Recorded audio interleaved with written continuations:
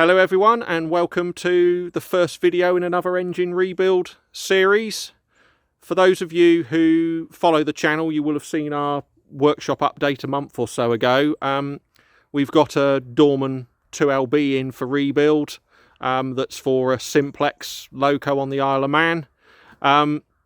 We also have a Gardner 6LXB, which is for a re-engine of a Scammell Explorer. However, we said we were waiting for another engine to come in, but it hadn't arrived yet. Well, here it is.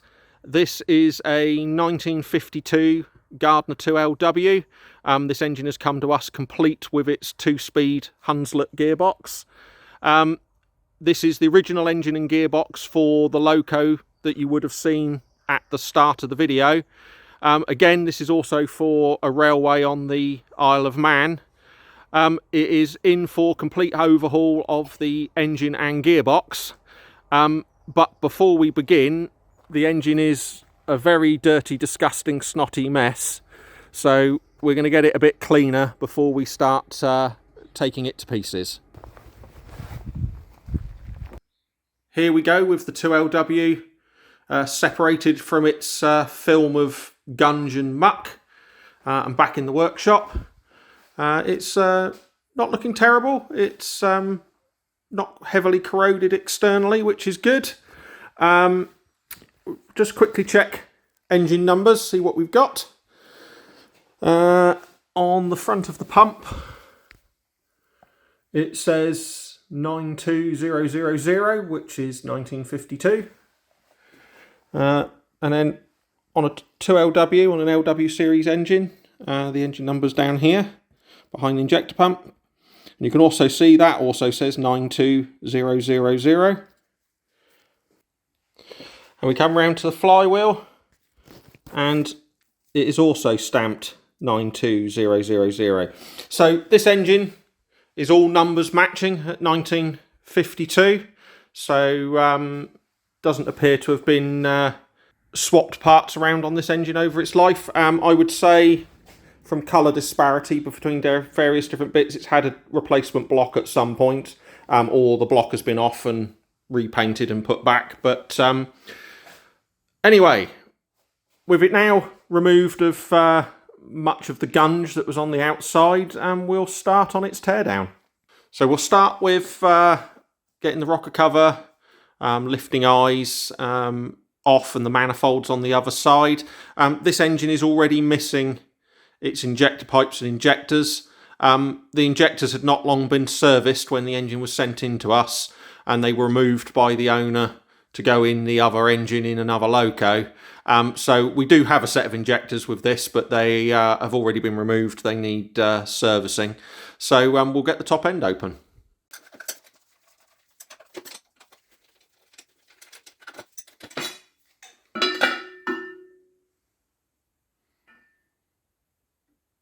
Not too bad internally.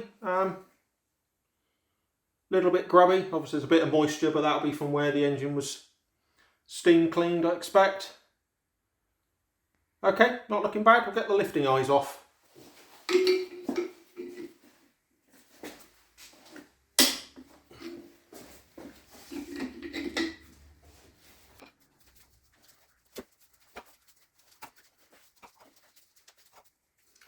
That's interesting. Now, these lifting eyes have been put on actually as cylinder head nuts.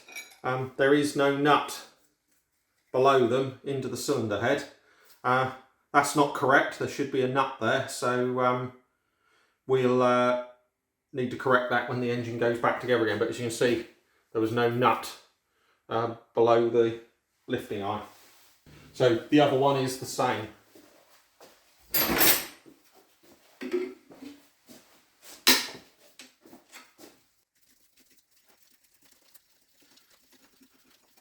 Yeah, but this has left the stud behind on this end. Okay, so that's the lifting eyes and the rocker cover off. We'll get on with removing the manifolds this side now. I can already see that the thermostat housing here is quite heavily corroded on the end here. So we'll take close inspection of all of this component, because it might be that this assembly is in need of replacement. But anyway, this end piece definitely is. So we'll get the bypass pipe off to the water pump, and then we'll get the manifolds off of this side of the engine.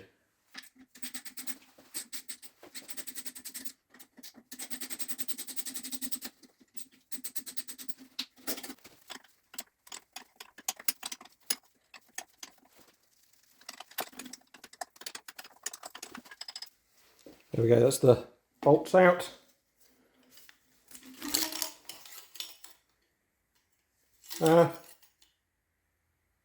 Pipework doesn't look too bad. The face here isn't too corroded. Sometimes these quite badly corrode here and you don't get much of a gasket face left anymore, but this one's a little bit corroded, but it's not not horrendous. So now the bypass pipe is out the way. We'll get the manifolds off. Now, this section here will not be going back onto the engine. The owners of this engine want it converted to having a oil bath air cleaner on it, because at the moment this engine has no filter at all. What is normally fitted on the top of here is just a gauze, which doesn't really do very much. This is what was on here originally. So this will not be going back on because it will be getting converted to have an oil bath air cleaner during assembly.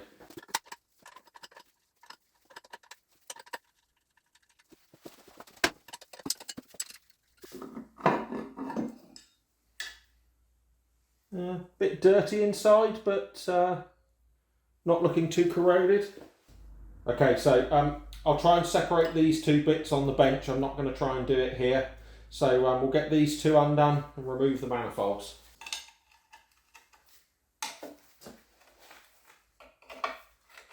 That's the stud coming out there on that one.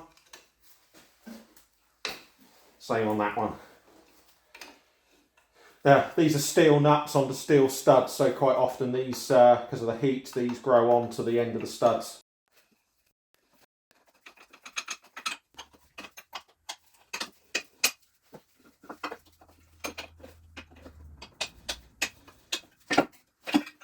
Not too bad, but pretty oily and gungy down inside the intake manifold.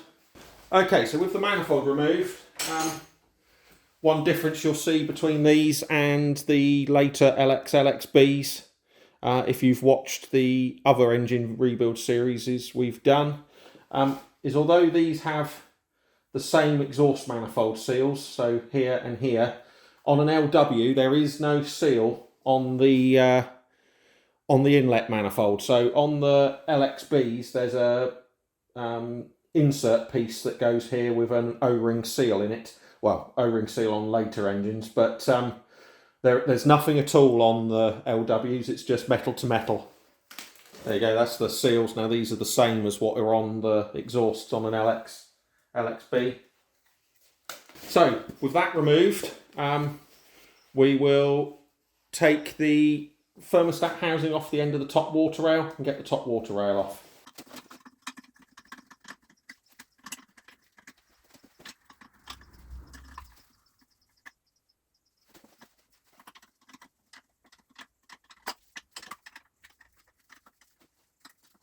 The end has completely rotted off here, so this will get replaced. Now the thermostat is stuck into the end of the housing, so we'll have a go at getting that out once it's been through the wash, so it's warmed up. It's also got the earlier bellows type thermostat in it, so the housing that goes back on this will take a modern wax stack type thermostat, which makes it easier to replace.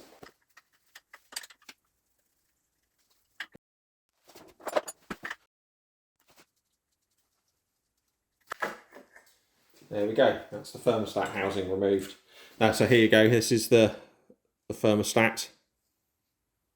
Okay, so we'll now get the top water rail off, now the thermostat's housing's out the way.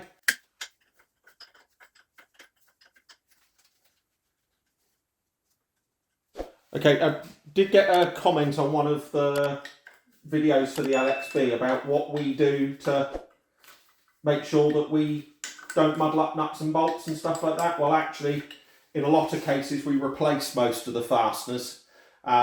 It's more cost effective than sitting there cleaning and wire brushing nuts and bolts. So actually during strip down, most of the nuts and bolts won't be going back on, so it doesn't matter. And when you've done as many of these as we do, pretty much to memory where things go.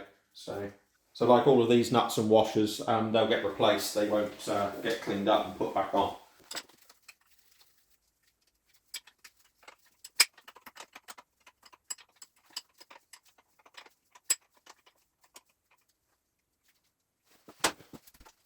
Now sometimes these grow onto the studs, which make them a bit fun to remove.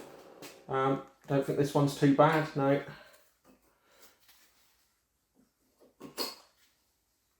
Okay, so this one has a top, the cast iron top water rail. Not looking too bad, little bit of grime inside, but generally not too corroded. So that'll get blasted and cleaned up and probably go back on. In normal order for stripping down one of these, I think we'll get the starter motor and water pump off this side.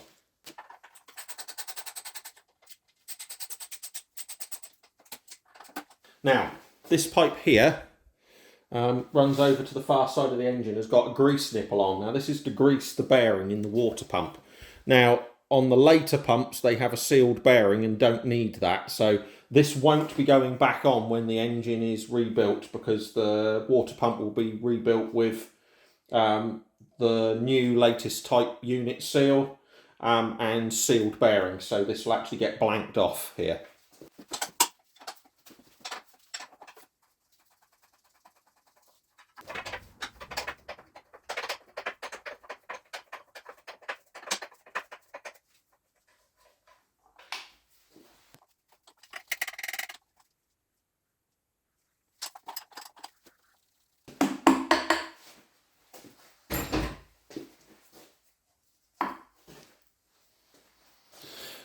Now, these castings tend to corrode quite a bit. This one isn't too bad, so that will go again. We'll get the jumper off and take a look at the one onto the block.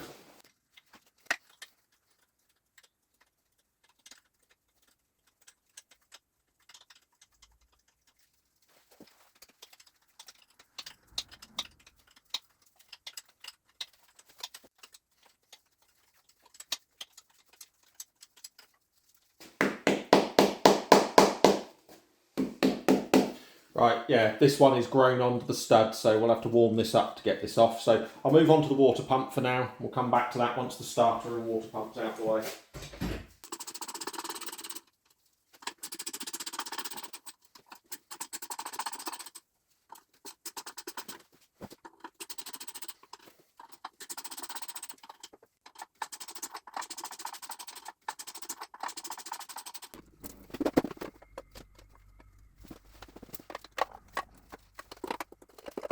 There we go. So that's the cover removed.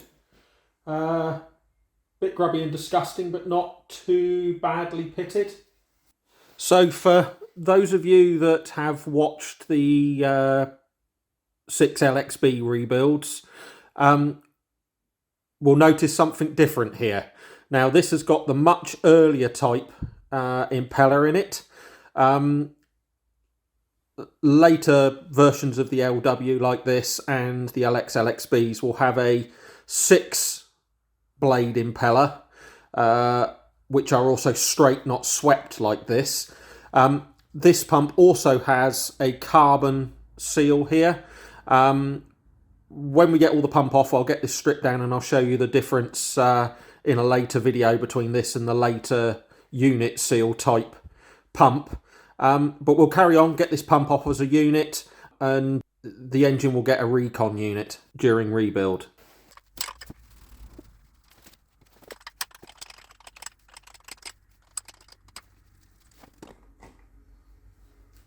Oh, there we go. So here we go. Here's the first notable issue we found with the engine. If you can see here, this is supposed to be a square drive and it is virtually worn off round. So it wouldn't have been long before the engine was no longer driving the water pump. And also, There is a lot of grease in here.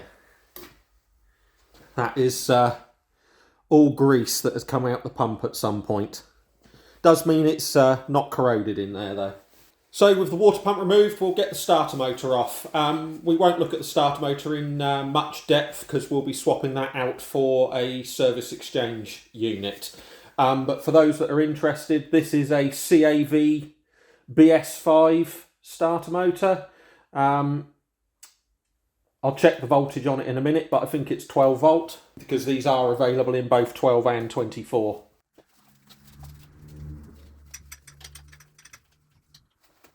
Okay.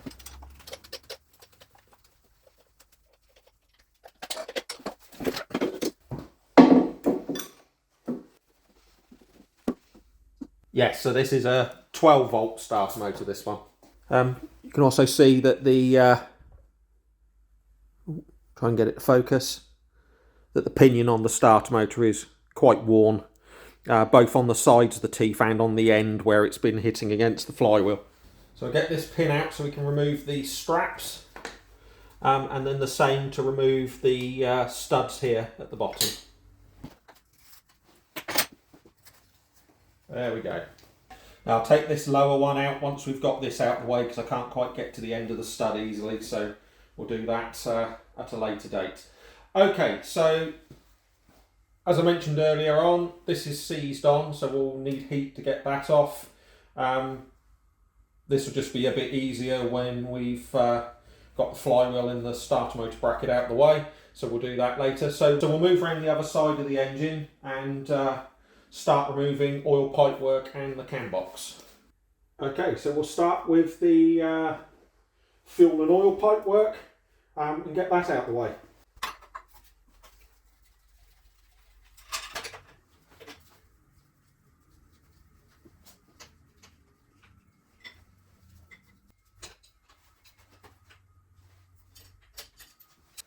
So let's open up the oil filter housing and take a look at the filter inside.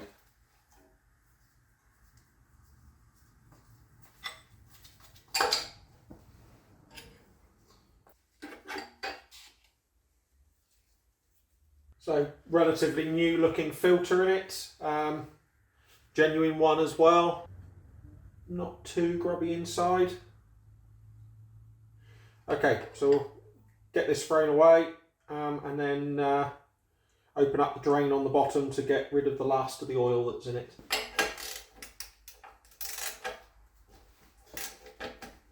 So we'll need to put a new drain bung in because this is quite well rounded off. As you can see, the hex is nearly worn round. So we'll now get the oil pressure relief valve drain line off. That feeds into the cam box. So the way these work is the oil pump feeds oil in here. In here is the oil pressure relief valve, and the bypassed oil goes down this line here and feeds the governor and the cam box, and also dribbles oil over the top of the timing gear in here to lubricate them. So that is actually fed by a unfiltered bypass oil.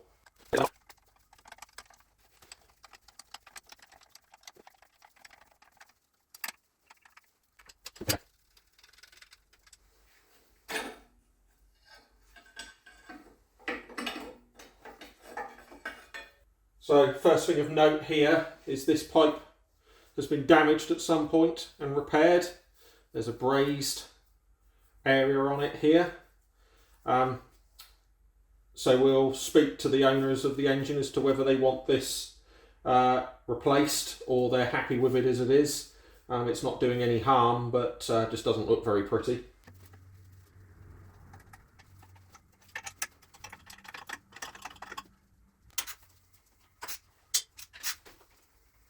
So just put some rag down in here just in case it leaks oil when we remove it. No, completely dry, which means it's this line has drained back down through the oil pump into the sump.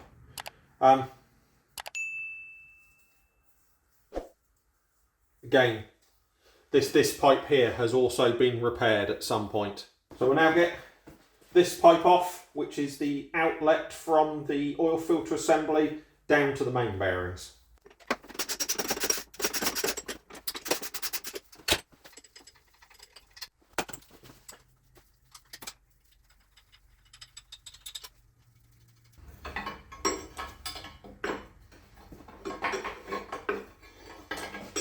There we go, that's that out of the way.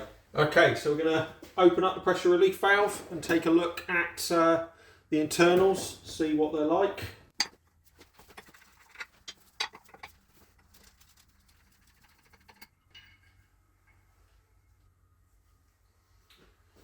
Okay, so the spring doesn't look bad, in pretty good condition, but it has been rubbing on the body here by the looks of it. There's a polished area on the side of the spring.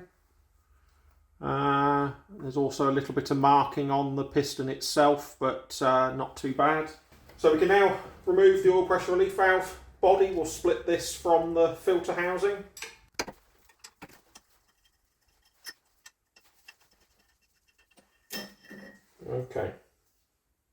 Okay, so now we'll get the oil filter housing itself off.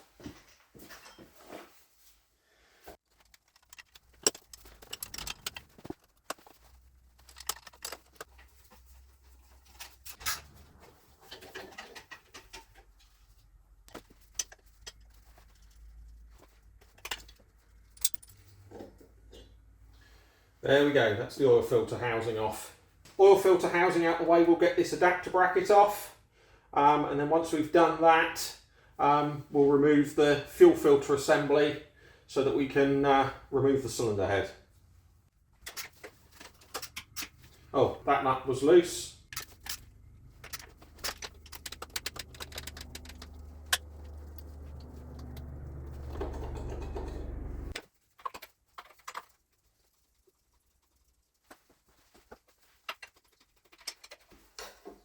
That was fairly loose.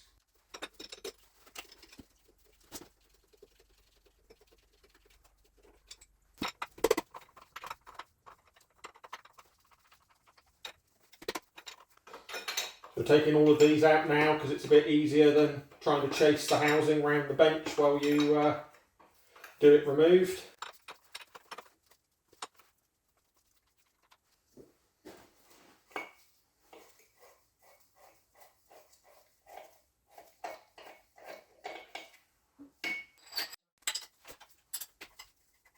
So with the fuel filter assembly removed, we can now make a start on removing the cylinder head.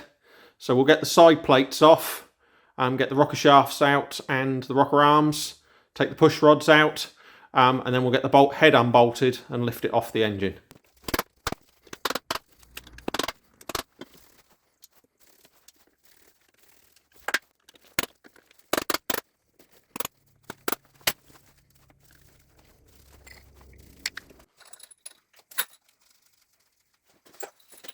Oh, that one was loose.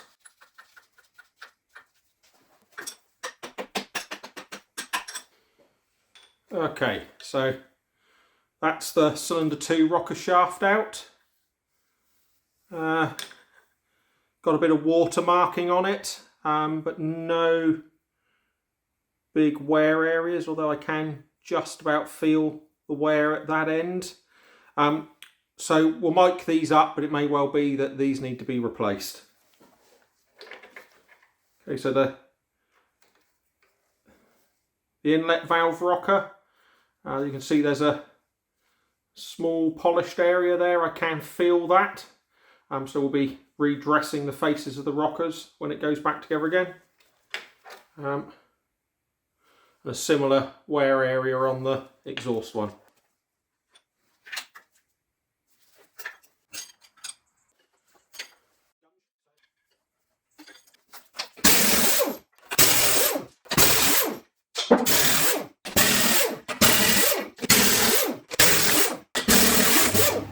So with the cylinder head now all unbolted, let's lift it off and take a look inside.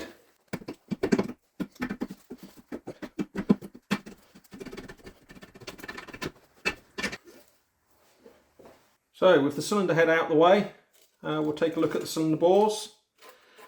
Take the head gasket off. Now,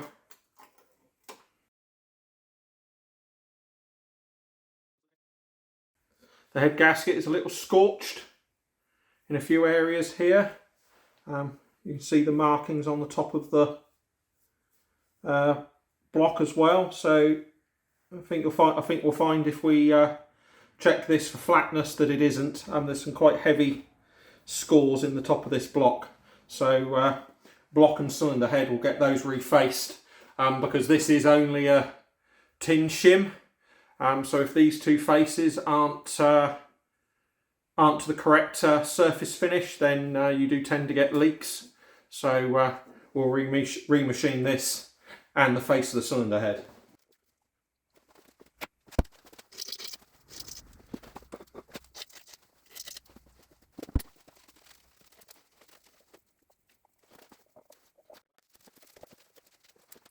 Okay, so I can't see any nasty scoring in the bores or any watermarking. Both look in pretty good condition. There is a small ridge at the top of the bores, so we'll get the bore mic out and have a look at the wear on those. These engines are 4 1/4 inch bore as standard. I can't see any markings on the top of the pistons to indicate that it's oversize, but we'll have a measure up, see what we've got.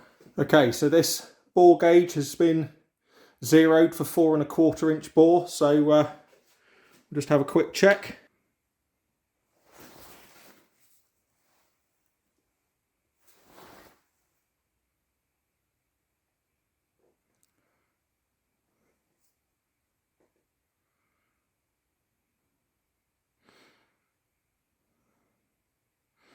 So above the ridge on cylinder 1, we are a little tiny bit over 1 thou above the 4 1/4 size, so 4.251. And on cylinder 2, 2 thou above. So on cylinder 1, just below the ridge line,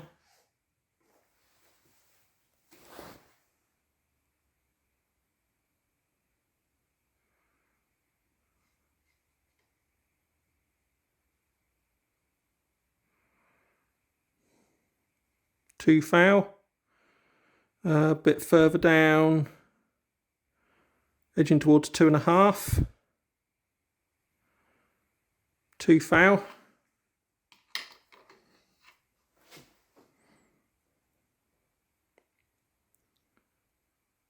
Two thou over.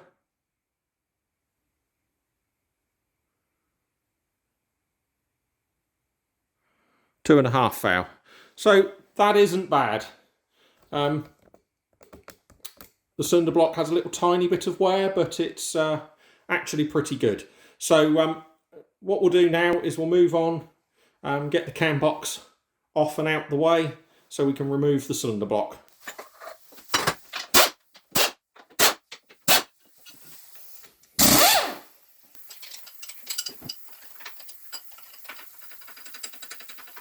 Okay, so that's the 2 bolts that secure the cam box drain to the side of the block.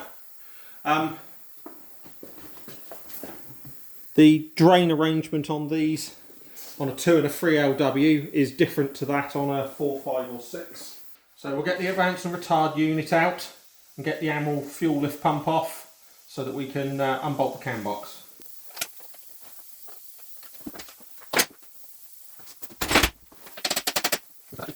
Pretty well in there on that one, so I'll undo it at the opposite end.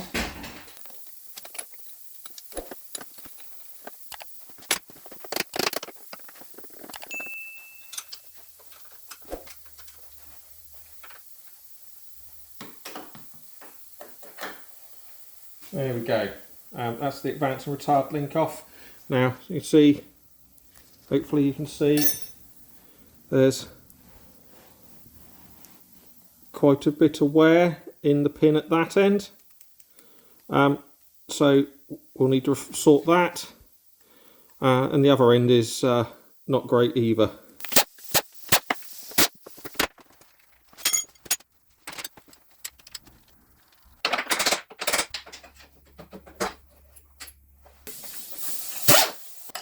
And again, this one here is actually loose because it's a bit fun in a fun position to get at.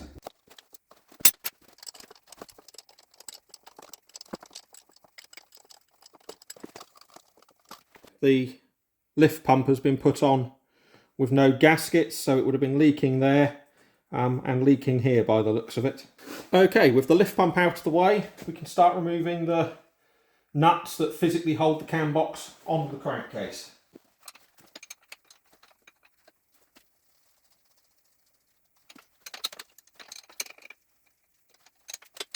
So there's two down the back, one underneath, and then two on the front.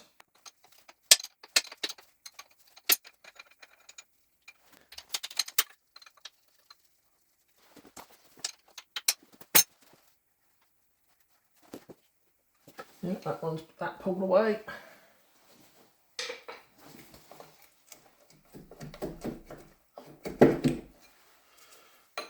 Now we've got a little bit of the way off, I can remove this nut off the stud. It won't come off until you've pulled it back a little bit.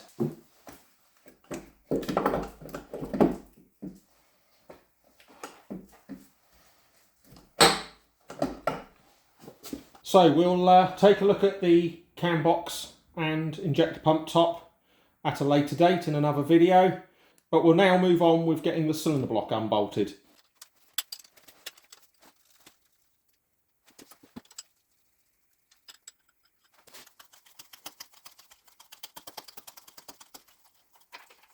So this nut here, I didn't actually need to use a spanner on. It was loose, and you can see someone's been at it with a chisel at some point, so not great.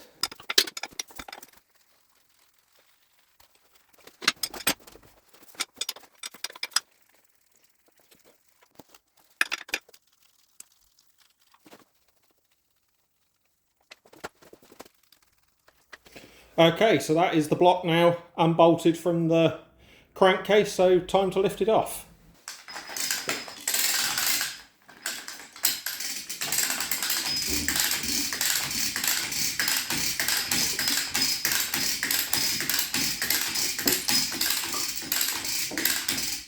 So with the block now lifted, these pistons are looking pretty good. Obviously you can see a little bit of discoloration here where they've been running in the bore, but in most areas up and down the skirt of the piston you can still see the turning marks.